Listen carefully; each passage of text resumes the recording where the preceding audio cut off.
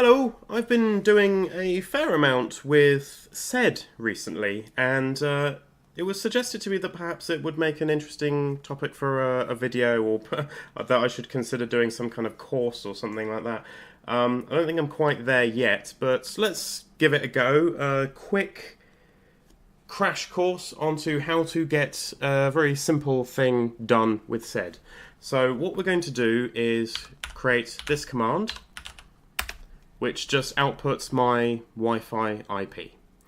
So, as you can see, it already exists, so let's delete it first.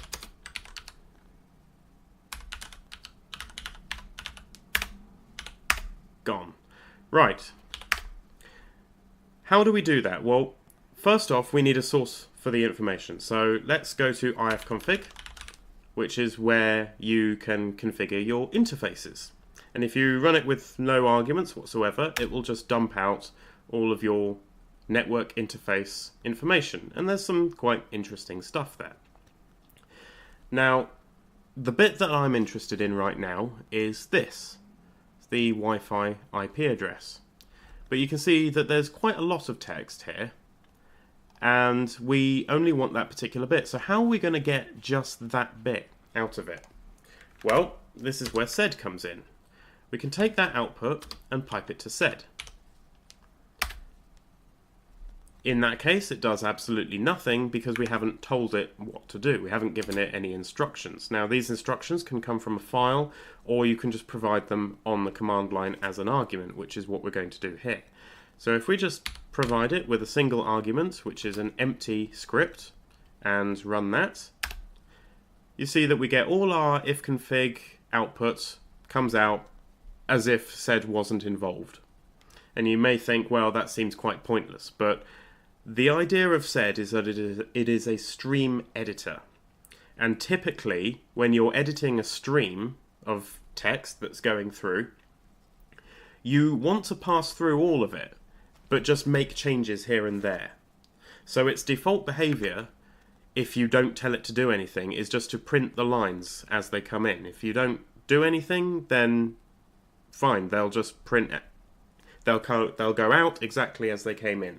So let's turn that off for now, because in this case we want to print just a tiny little bit of the output, not all of it.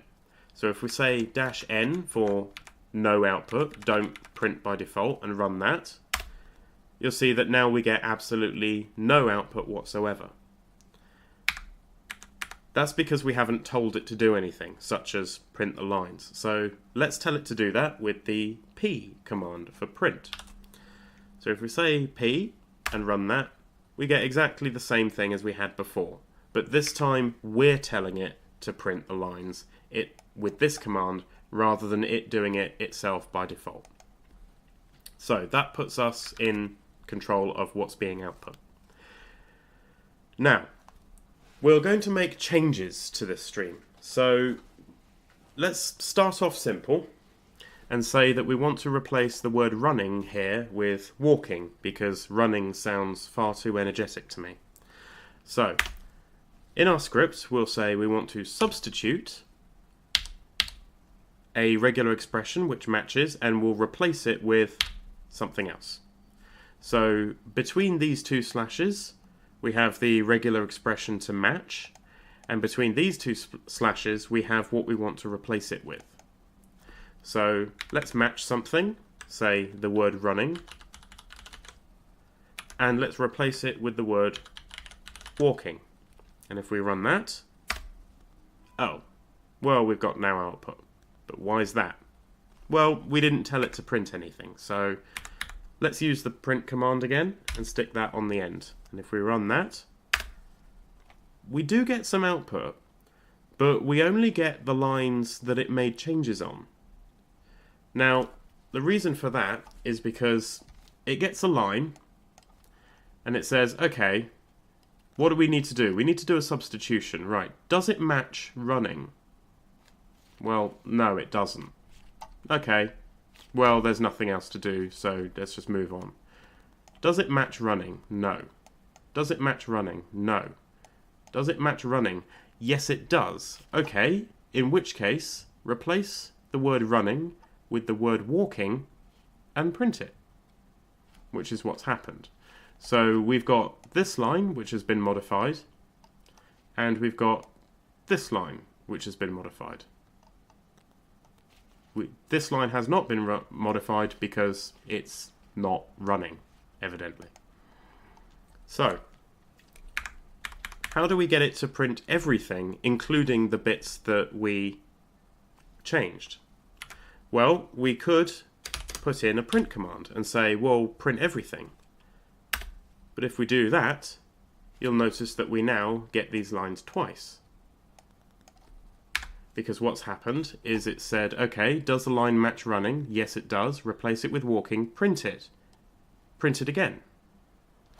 So we can just take the P off the end of the substitution and just say, if you get a line that matches running, replace it with walking, and then print.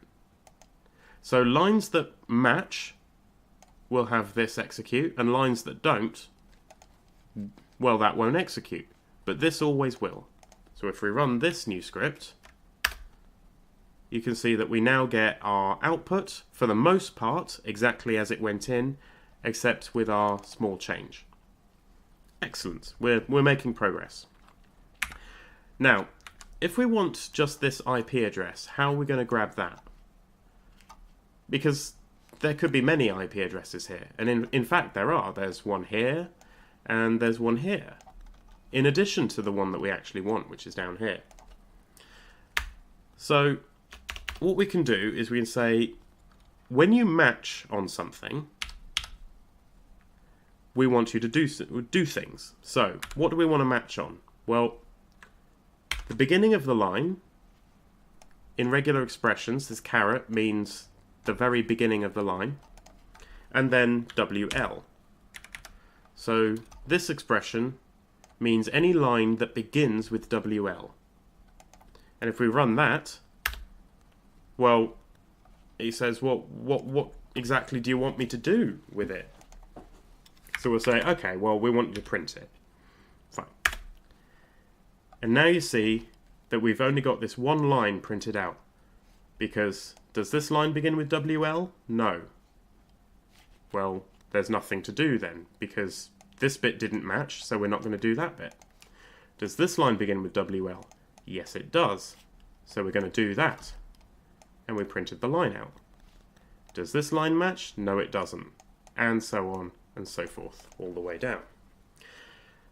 Now, that's all very well and good. We've found our Wi-Fi interface, but the IP address is on the next line. So the marker that says this is our Wi-Fi interface is on this line, and the IP address that we want is on the next line. So how are we going to do that, considering that sed runs line by line? Well, we can use the next command and say move on to the next line. But we can't do this because it's going to go, well, what's NP? Extra characters after command? I don't get it. I'm confused. So what we say is we create a command group. And if you're familiar with any other programming languages, you can kind of think of this as the body of your function. So this is what we will trigger on, and this is what we will do. And we can say, go to the next line and print it. And if we run that, hooray! Now we've got one line of output. It's a line that contains the inet adder for WLP2SO. And none of the others. Because we matched this line, moved on to the next line, and then printed it. But we don't want all of this output. We just want this bit. So how are we going to do that? Well, we need to make a change to the line. And we've already done that. It's using the substitute command. So what do we want to match on? Well,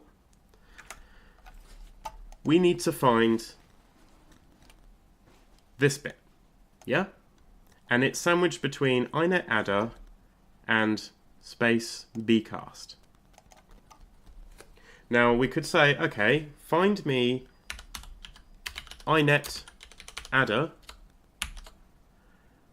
and 2 spaces bcast.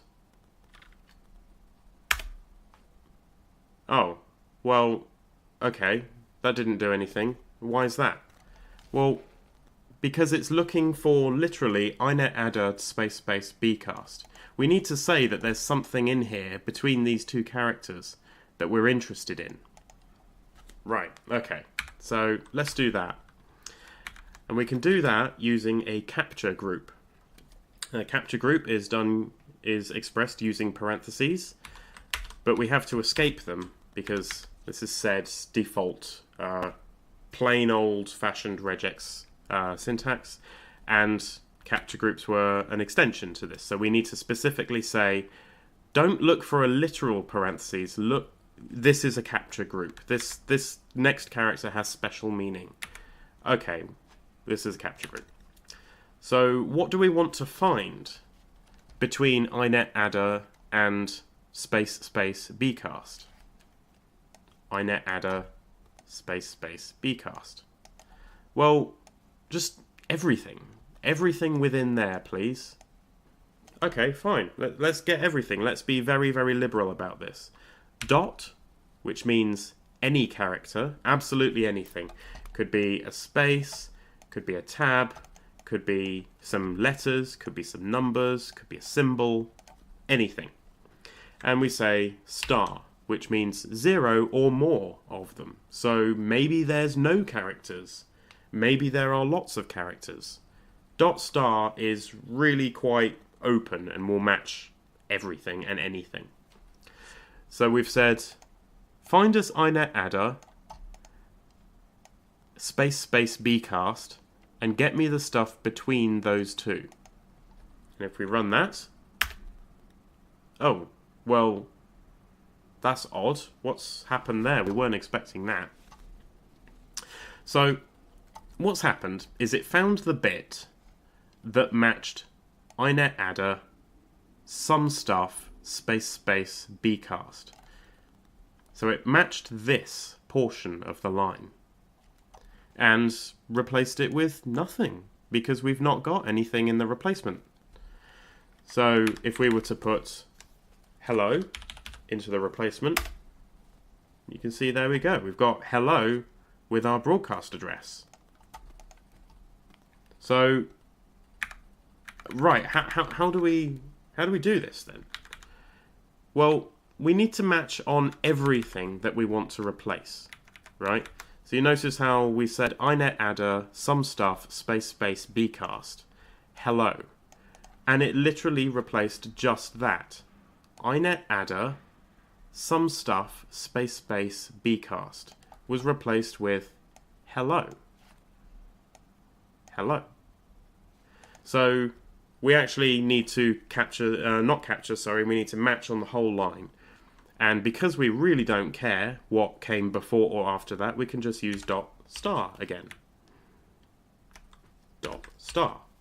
And if we run that, okay, we've matched on the entire line and replaced it with hello. But hello's not useful to us. We want this bit that we captured here. How do we get to that? Well, we can use what's called a back reference. Now, a back reference is kind of like a variable. We say \1. Again, we're saying \, the next character has special meaning, and 1. Find me the first thing that you captured. Find me the first thing that you captured from the match portion of the substitution, which is this. So if we had a capture around this, that would be 1, and this would be 2. And if we had a capture around this, that would be 3. And this will go all the way up to 9. I don't believe it will go any further than 9.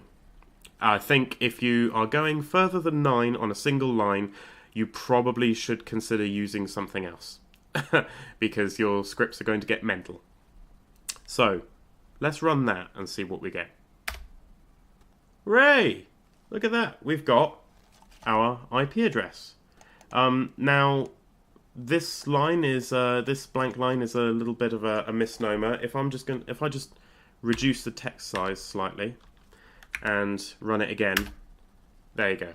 You'll see that new line was actually a space on the end of this command string. So that's what happened there. So get the output of ifconfig, pass it to sed. Don't output lines by default. When you find a line that begins with WL, move on to the next line and replace everything with the bit that you found between inetAddr and space bcast, and then print it. And that's exactly what happened. So I can now take this command string and put it into a script file that I can then execute. So if I highlight all that and copy it to my clipboard, I can then say xcel clipboard, which is how we access the clipboard contents on the command line. See, there it is. And we can redirect that into a file inside my home directory's bin directory, which I have added to my path so that I can chuck all manner of things in there and have it accessible. So if I run that, it has now created this file with the contents of this file being the output of this command, which is the script that I just copied into my clipboard. Now if I cat that file, there it is. Now we can't run that just yet. We need to make it executable. We need to tell the system that this is an executable script and you should attempt to interpret it. And we can do that using chmod to change the mode, and we add the executable bit to the file. Bin Wi-Fi IP. Cool, that's now executable. Now, if I run Wi-Fi IP, Bash will find this executable on my path and run it, and run the contents of it, because it sees that it's got the executable bit. So if I run this, boom, there it is. Are you sleepy? Sleepy kitty?